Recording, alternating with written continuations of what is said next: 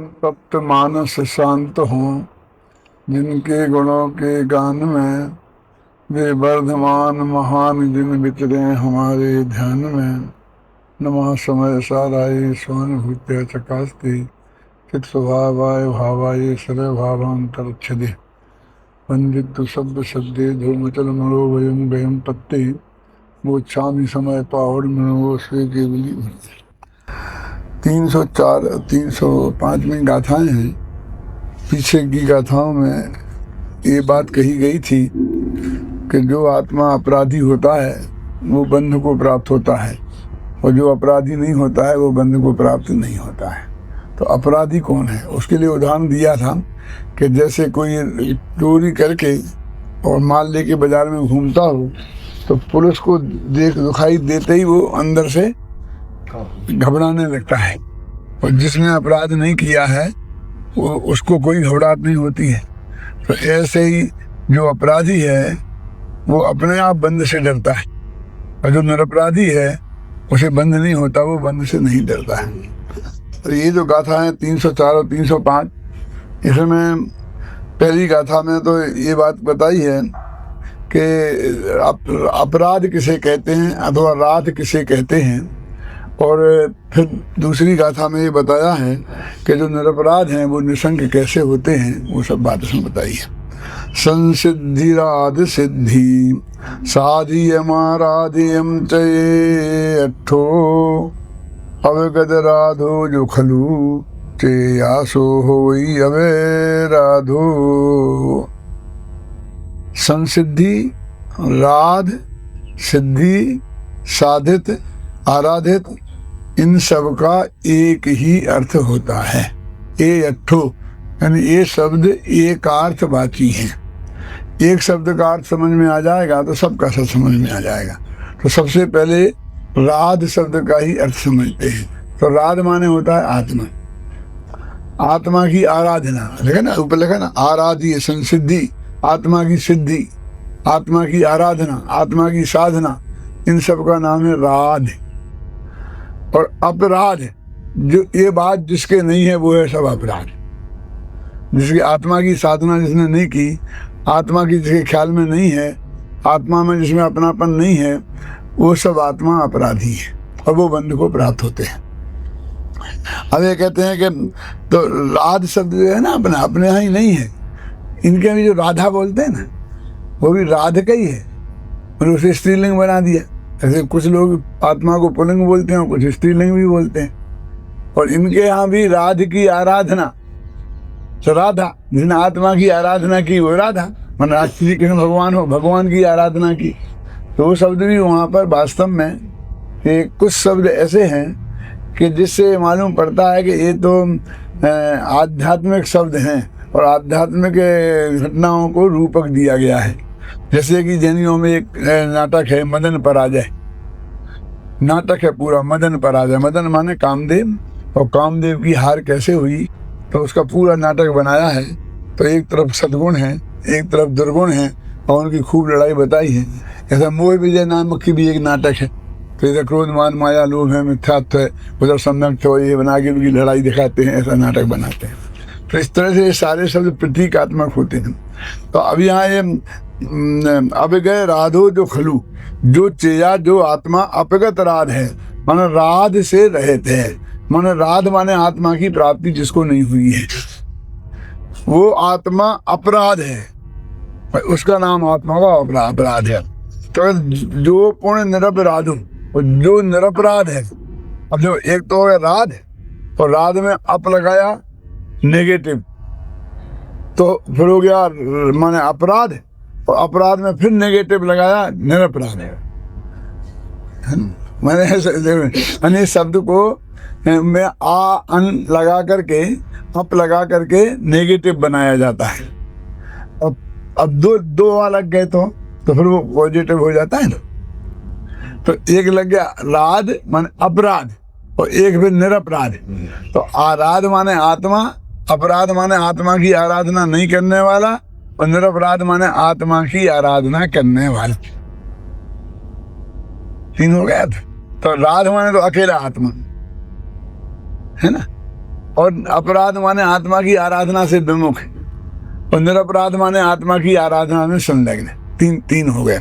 तो कहते हैं जो ही निरपराध हो चेया, जो आत्मा निरपराधी है, माने जिसके जीवन में अपराध नहीं हो रहा है, मिथ्या राग द्वेष मोह कसाय के भाव नहीं हो रहे हैं, सो निशंक योग, वह निशंकित होके घूमता है। वो बताया ना, चोरी होता तो निशंकित होके घूमता है जगह जगह, और वो निशंकित होके घूमता है कौन?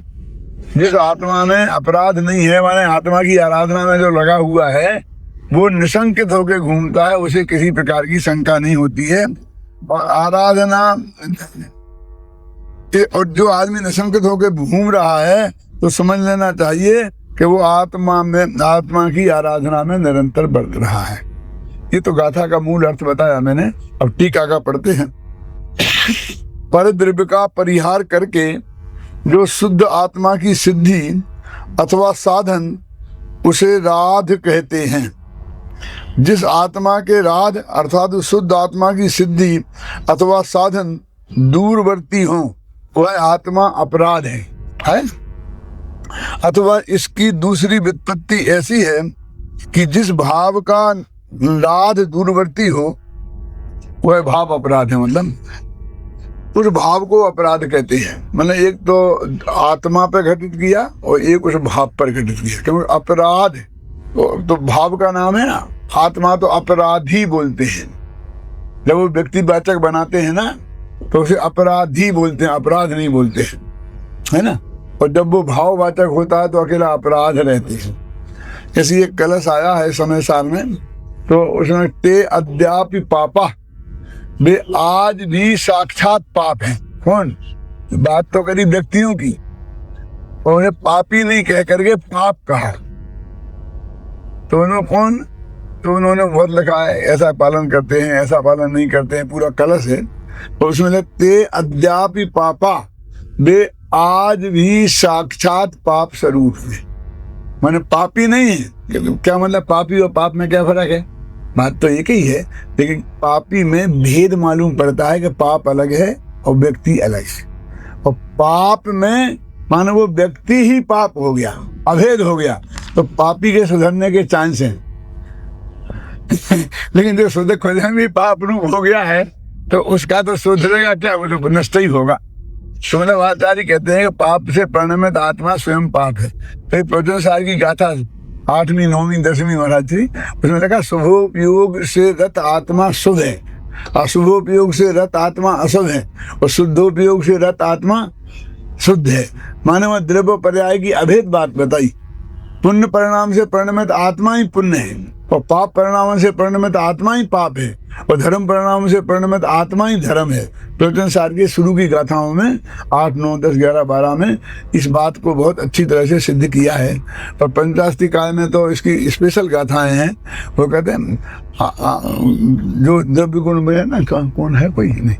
द्रव्य गुण एक ही है, द्रव्य और पर्याय एक ही है। ये बात पंचास्ती काल की गाथा में, इसमें कुंद शतक में अपन और एक ही समय, हाँ एक ही समय में है वो लिखा है ना, पर्याय हो द्रव्य में, ऐसे कुछ है था। 3 समय मान लेते। हाँ।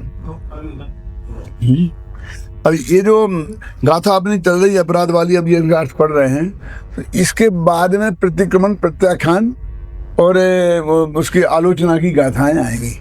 क्योंकि आलोचना और प्रत्याख्यान तो अपराध का ही होगा ना। माफी मांगे पर माफी मांग रहे, तो माफी काहे की मांगेंगे? अपराध की मांगेंगे ना। तो इसमें बहुत मार्मिक बात एक ही मैं पढ़ता हूँ टीका, कि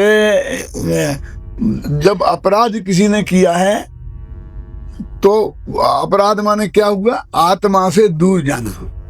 वाह, ये अपराध हुआ। तो फिर अपराध की माफी क्या होगी? कि अपराध आत्मा के नजदीक आ जाना, बस माफी होगी। फिर हाथ जोड़ने से क्या होता है? हमने माफी मांगी, क्या मतलब है?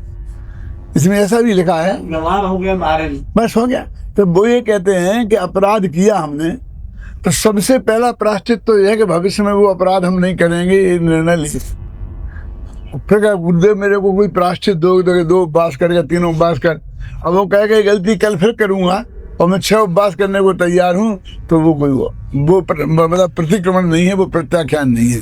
प्रतिक्रमण माने लौट के आना, लौट के आना माने कहाँ? वो अपने आत्मा में था तो अपने आत्मा से दूर चला गया तो लौट के आया, उसका नाम है प्रतिक्रमण। प्रतिक्रमण माने जाना आना, प्रतिक्रमण माने लौट के आना। देखो गच्छति माने जाना होता है, आगच्छति माने आना होता है, और प्रत्यागच्छति माने लौटना होता है, और अवगच्छति माने जानना होता है। धातु तो एक है, गम गच्छ धातु है जो गमनार्थक है। अब उसमें उपसर्ग लगाते हो, आप जानते हैं मुनिराजों के उपसर्ग होते हैं और शब्दों को भी उपसर्ग लगते हैं। प्रत्यय होते हैं तो प्रत्यय जो अंत में लगते हैं उन्हें बोलते हैं प्रत्यय, और जो आरंभ में लगते हैं उन्हें बोलते हैं उपसर्ग। जैसे दान शब्द है, इसमें प्रा लगाया तो ये प्रा हो गया उपसर्ग। प्रदान, अपदान, अपादान, संप्रदान, ये सब उपसर्ग लगे हुए हैं। तो उपसर्ग का क्या काम है? तो उसमें लिखा है व्याकरण सूत्र में, उपसर्गेण धात्वर्थो बलात् अन्यत्र नीयते। उपसर्गों के द्वारा धातु माने जो शब्द है ना, क्रिया शब्द, उनका अर्थ बदल करके दूसरी जगह ले जाया जाता है। दान का अर्थ अलग होता है, प्रदान का अर्थ अलग होता है, संप्रदान का अर्थ अलग होता है, अपादान का अर्थ अलग होता है उपसर्गों के लगने से। और ऐसे ही जैसे इसमें बताया ना कि वो मैं भी शब्द बोले थे मैंने, गच्छति तो जाना, अब आगच्छति तो उल्टा हो गया ना आना, अवगच्छति माने जानना, प्रत्यागच्छति माने लौट के आना। तो ये सब उपसर्ग लग गए। प्रहार, आहार, विहार। हाँ, प्रहार, आहार, विहार, ये सब जो संहार, ये शब्द जो है ये उपसर्ग वाले कहलाते हैं। तो कहते अपराध, ये अब अपराध ही तो है, अप उपसर्ग तो है। तो अपराध माने आराध माने आत्मा, और आत्मा से दूर चला गया, आत्मा की साधना से दूर चला गया। तो अब वो ये कहता है गुरुदेव मेरी गलती हो गई कि मैं आत्मा की साधना से दूर चला गया, तो मेरे को कोई प्रायश्चित दो, प्रतिक्रमण दो। मेरा मतलब आलोचना करता है वो अपनी कि मेरे से ये गलती हो गई। तो आचार्य कहते हैं कि पहले प्रत्याख्यान करने को तैयार हो कि भविष्य में मैं ऐसी गलती नहीं करूंगा, तो फिर जो वर्तमान की गलती है उसके बारे में कोई बात सोची जाए। मैं एक उदाहरण देता हूँ कि एक आदमी को एक हीरे की घड़ी बहुत पसंद थी, 1 लाख रुपए की घड़ी थी। अब वो घड़ी बहुत पसंद थी लेकिन खरीदने की हैसियत नहीं थी, तो बहुत दिनों से ललचाई आंखों से ललचाता था। अभी एक आदमी भूल गया और वो घड़ी उसके हाथ लग गई, तो उसने वो घड़ी अपने पास रख ली। बहुत खुश कि भाई मेरे को मजा आ गया, घड़ी मेरे को मिल गई जो मैं चाहता था, मेरा एक सपना पूरा हो गया। अब उसे डर लगा कि ये घड़ी चोरी की है, अब मुझे बहुत पाप लगा होगा। तो वो जाकर के गुरु के पास गया कि गुरु जी मेरे से ऐसा ऐसे अपराध हो गया है, तो मुझको उसका कोई प्रायश्चित दे दो जिससे मैं उस अपराध से भूल जाए। तो गुरुजी ने कहा कि हाँ हो सकता है, पहले तो वो घड़ी तुम वापस करके आओ। कि महाराज घड़ी तो नहीं दूंगा किसी कीमत पर, वो तो मुझे बहुत मुश्किल से मिली है। आप कहो तो 2-5 हज़ार रुपया खर्च कर सकता हूँ, दान दे सकता हूँ, सेवा कर सकता और उपवास कर सकता हूँ, जो प्रायश्चित दो मैं करने को तैयार हूँ, लेकिन घड़ी वापस नहीं दूंगा। तो उन्होंने कहा कि भैया हमारे पास ऐसा कोई प्रायश्चित नहीं है कि घड़ी तेरे को पच जाए और पाप धुल जाए। पाप धोना है तो घड़ी वापस करनी पड़ेगी। तो दूसरे के पास गया, तीसरे के पास गया, क्या और कोई ऐसे भी मिल जाते हैं कि ठीक है बनाओ 10 ब्राह्मणों को भोजन करा, तेरे पाप धुल जाएंगे। क्यों? उसे अपना स्वार्थ सिद्ध करना है और उसे अपना स्वार्थ सिद्ध करना है। लेकिन जैन दर्शन कहता है प्रत्याख्यान के बिना प्रतिक्रमण और आलोचना सफल नहीं होती। भविष्य में ये काम नहीं करूंगा मैं, ऐसे संकल्प के साथ ही पुराने अपराध की माफी की जा सकती है ना। तो वो क्या किया उसने, अब वो घड़ी चाहता है कि मैं घड़ी पच जाए पाप धुल जाए। तो मैं कहा ऐसी कोई व्यवस्था नहीं है। अब वो बेचारा हर थाक करके बोला ठीक है साहब, अब मैं घड़ी देने को तैयार हूं, तो मेरे को जो आज तक पाप लगा है वो तो धुल जाएगा, कि वो काय को धुलेगा, घबरा ना। अब भविष्य में नहीं लगेगा। तो समझना, फिर वो घड़ी का पाप क्या, वो पाप का गणित भी सही नहीं समझता है।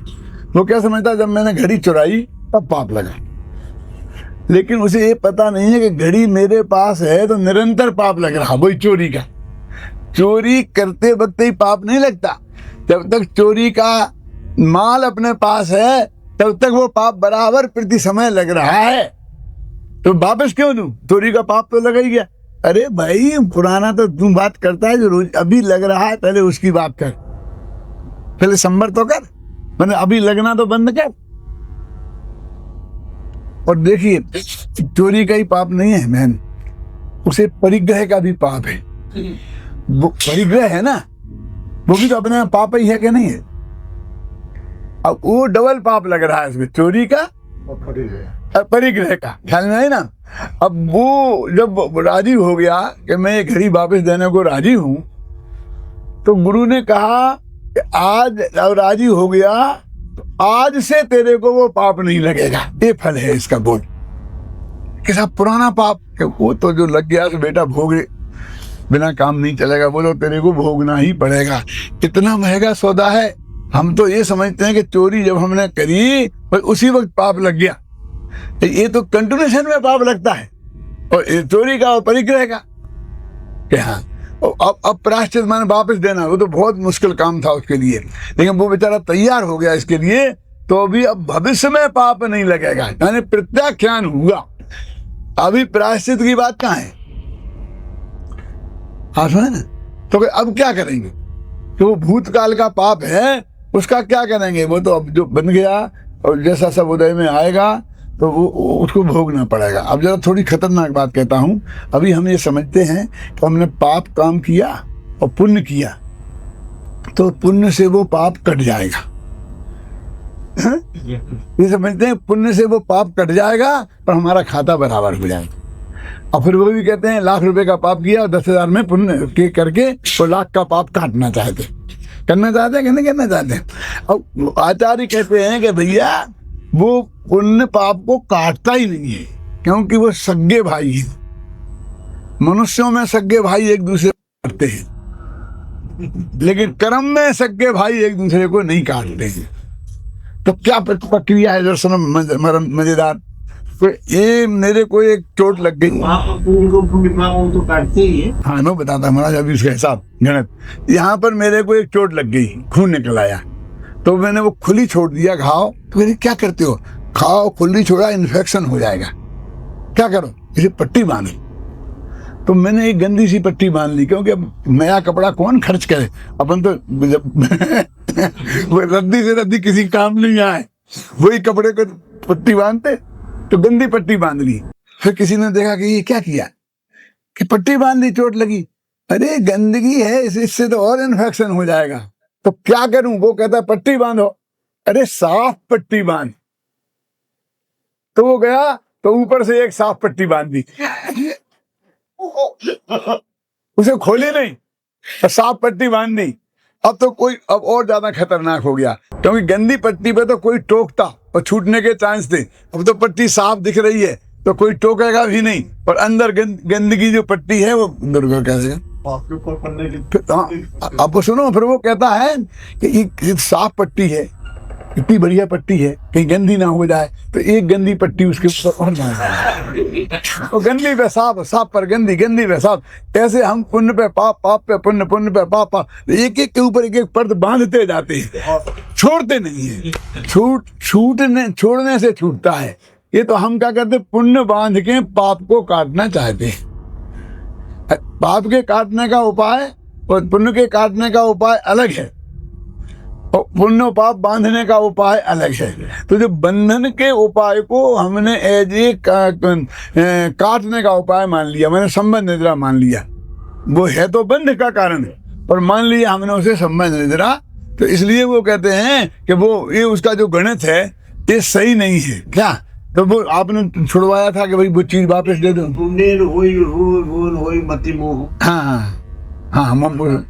हाँ बोलेगा मति मोह उसका। तो ये जो पुण्य पाप का गणित कितना खतरनाक है, जरा मैं थोड़ा और आगे बढ़ा के बताता हूँ तो आपको बहुत अच्छी बात समझ में आएगी।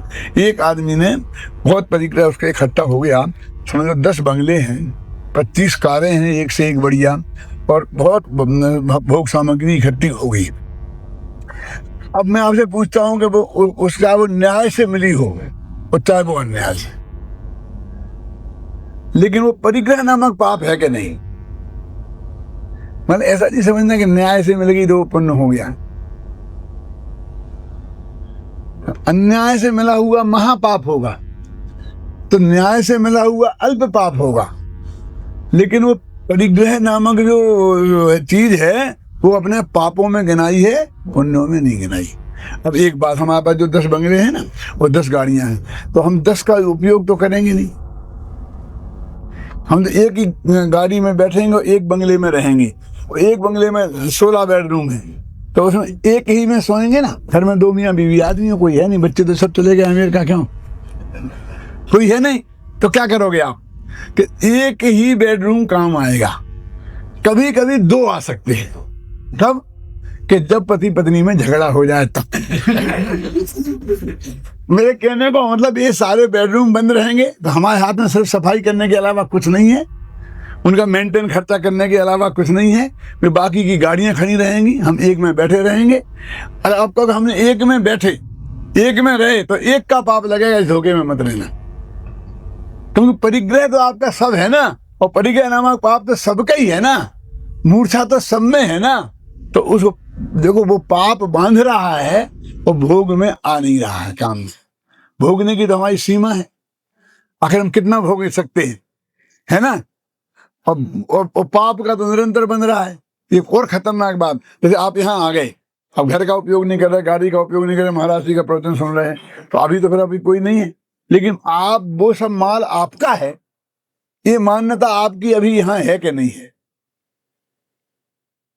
समझे ना। उसकी मालकियत का भाव अंदर अंदर विकल्प में नहीं है, श्रद्धा के लेवल पे, ज्ञान के लेवल पे, राग के लेवल पे विद्यमान है कि नहीं, तो समझ लेना वो पाप चालू है? हाँ हाँ संक्रमण प्रतिकूल हो रहा है। हाँ ठीक है महाराज, ये कुछ कैसे थे और ये किताबें पर जो सार का सार।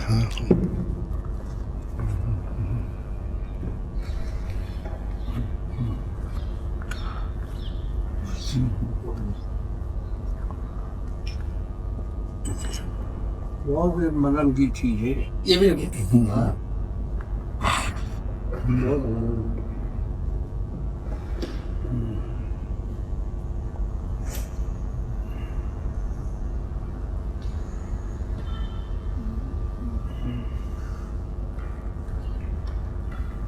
इसके साथ 35वां गाथा। हाँ 35। हाँ हाँ हाँ मेरा नाम कोई हाँ हाँ हाँ सबने प्रभाव नापुनी मुझे इसमें इसी टाइप से गाथा है वो। क्या कहते हैं कि कोई ज्ञानी आत्मा, 34वीं गाथा में ये कहा है, सब्बे भावे जम्मा पच्चक्काई परित्रिणादूणम तम्मा पच्चक्राणम नानुम नीमा मुड़े अभ्यम, कि जब यह आत्मा पर पदार्थों को पर पदार्थ जानता है, वो जानकर त्याग करता है, तो उसका नाम प्रत्याख्यान है, और वो प्रत्याख्यान ज्ञान में ही होता है। अब इसी गाथा का जो भाव है उसका उदाहरण दिया है, जय नाम को भी पुरुषो। ये अमृत कुंद का स्पेशल वाक्य है, ये 25 जगह मिल जाएगा, जय नाम को भी पुरुषो। ये नहीं कहते कि सत्य प्रकाश जी के फलाने जी, जैसे किसी नाम का कोई पुरुष, ऐसा उदाहरण देते हैं, जय नाम को भी पुरुष। अब कोई व्यक्ति वो राजा को श्रद्धा करके उसके ही माने कहते, वो है ना पूरी गाथा क्या है। हाँ 35वीं गाथा, तो इसी का वो उसका वो है मतलब उदाहरण। हाँ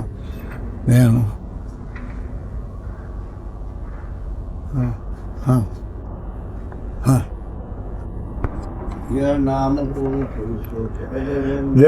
को भी पुरुषो परदब्दम मृणंति जानु दो मुईदी। ये परद्रव्य है, ऐसा जानकर छोड़ता है। देखो बहुत गजब की बात है जी, वो ये कहते हैं कि एक किताब मेरी है और मैं आपको देता हूं, तो त्याग नहीं। तो ये मेरी नहीं है, मैं इसका कोई नहीं हूं, मेरा इससे कोई लेना देना नहीं है, और मैं इसे छोड़ता हूं, देता हूं कहां से रहा है, क्योंकि दान होता है ये मेरी है ऐसे विकल्प पूर्वक होता है, वो त्याग होता है ये मेरी नहीं है ऐसे विकल्प पूर्वक होता है। राग देश का त्याग होता है, तो राग द्वेष ये मैं नहीं हूं ऐसे पहले माना जाता है। तो त्याग में क्या होता है कि वो आदमी की पहले मान्यता में ये आता है कि ये मेरी चीज नहीं है, इसलिए मैं इसे छोड़ता हूं। मैंने विकल्प करके अपना मान रखा है तो मान्यता छोड़ता हूं। और वो दानी कहता है देखो ये मेरी चीज है और मैं तुम्हें देता हूं। तो दान है व्यवहार, तो त्याग है निश्चय। तो निश्चय से पर पदार्थ अपने नहीं है, इसलिए त्याग निश्चय है। और दान अभी जो आपने कही ऐसे मेरे नहीं है, मैं दे रहा हूँ, हाँ तो उसके लिए एक सूत्र दे दिया चरित्र सार में, हाँ दानम पारंपरेण मोक्ष कारण। हाँ हाँ वही मोक्ष का। ये पूजा में परंपरा से मोक्ष का हाँ नहीं, पूजा में बहुत अच्छा लिखा महाराज जो है दस लक्ष्मी पूजन में, निश्चय राग देश निर्वारे और ज्ञाता दोनों दान संहारे। तो व्यवहार से 4 प्रकार का दान देता है और निश्चय से राग द्वेष को छोड़ता है। तो ऐसे ज्ञाता 4 प्रकार का दान, ज्ञाता माने सम्य दृष्टि, उसमें बहुत मार्मिक बिंदु लिखा है। और एक बात और गजब है, धनी क्या है, दान अभय देवैया, धनी ज्ञान और अभय देवैया त्याग राग विरोध को। धन वे मुनिराज धन नहीं, धन साधु है ना, धन साधु ज्ञान अभय देवैया त्याग राग विरोध को। क्या कह रहे कि उन धार्मिक साधुओं को धन है जो 2 प्रकार के दान देते, 4 प्रकार के। आहार दान तो साधु देते नहीं, औषध दान देते नहीं, तो ज्ञान और अभय, ज्ञान दान और अभय दान दिवाने वाले साधु धन नहीं। कितना बाइफर्केशन किया उसमें, धन साधु ज्ञान अभय देवैया, ये तो होगा उनका दान। और साधुओं का त्याग क्या है, तो कहते हैं त्याग राग विरोध को, राग और देश को छोड़ा है और इन्होंने ज्ञान का दान दिया है। तो दान और त्याग एक चीज नहीं हो सकती, क्योंकि छोड़े जाते हैं राग देश और दान दिया जाता है ज्ञान का, दान दिया जाता है अच्छी चीज का और त्याग किया जाता है बुरी चीज का। त्याग ये बुरी चीज है, मेरी नहीं है ऐसा मान के किया जाता है, और दान ये अच्छी चीज है और मेरी चीज है। अपन कहते हैं ना कि दान की गाय के दांत नहीं होते, तो दान ही नहीं मानते, उसी मजाक उड़ाते हैं। खोटी चीज का त्याग होता है, अच्छी चीज का दान होता है। भगवान को राग देश परित्यागी साम्य भाव बोध का, राग देश का त्यागी और साम्य भाव का जानने वाला कहा गया है। इसमें एक कुछ थोड़ा सा ऐसा है कि आपने साधु साधक भाव बताया, हाँ हाँ व्यवहार साधक, हाँ निश्चय साध्य,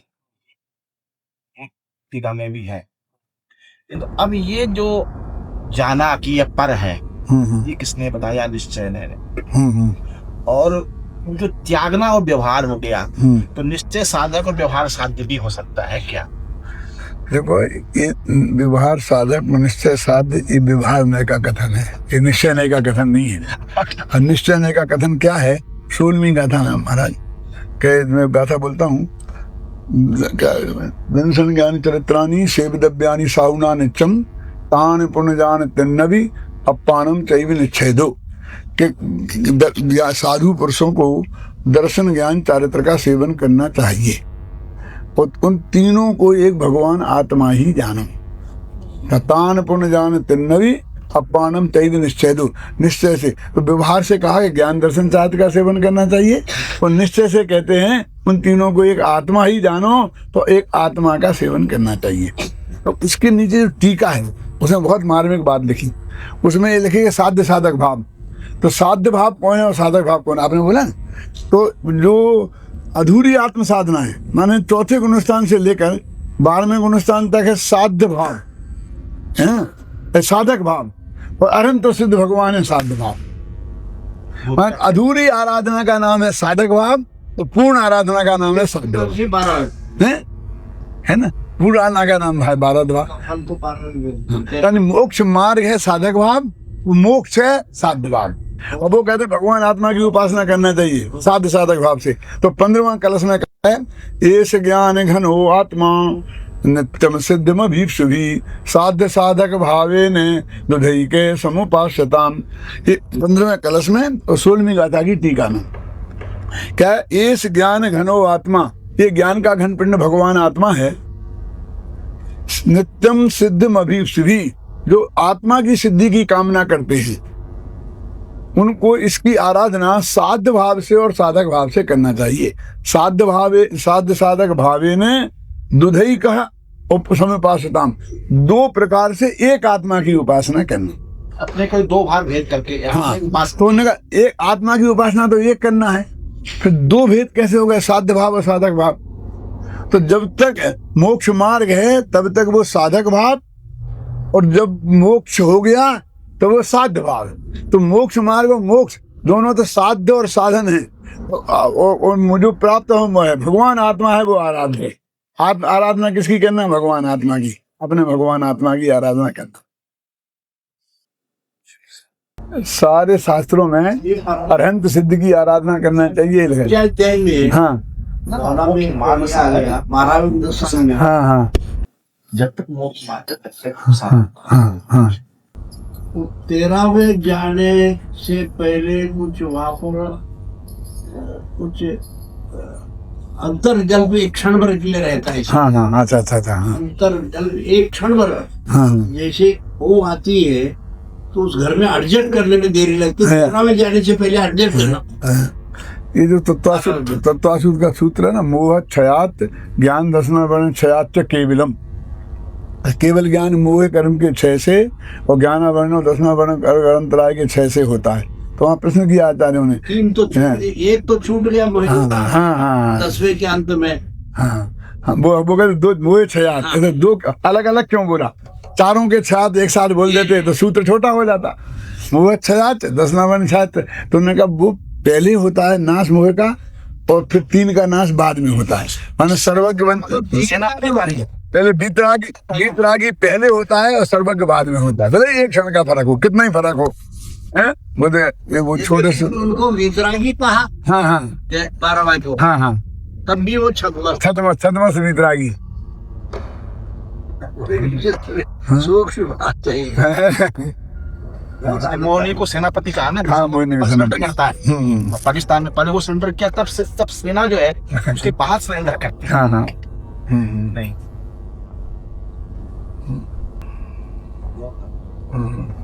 चलो ठीक है ना।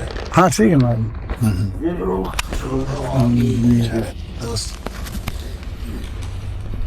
महाराज बोली